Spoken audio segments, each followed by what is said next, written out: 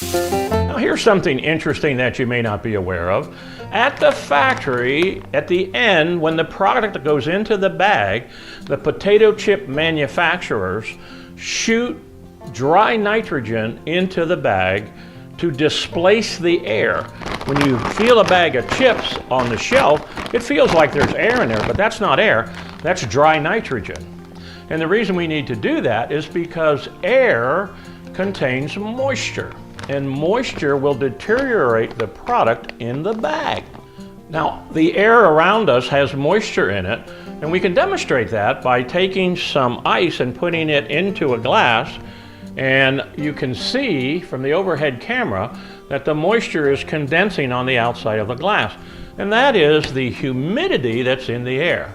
And we need to protect the chips from that. And that's why we think that the chip clip doesn't do that good a job, because you can't completely seal the bag. Now, if you do a YouTube or Google search for how to seal a bag of chips, you'll see lots of videos that will show you how to fold a bag and do all this origami stuff. But even that does not displace all of the moisture that's left in the bag.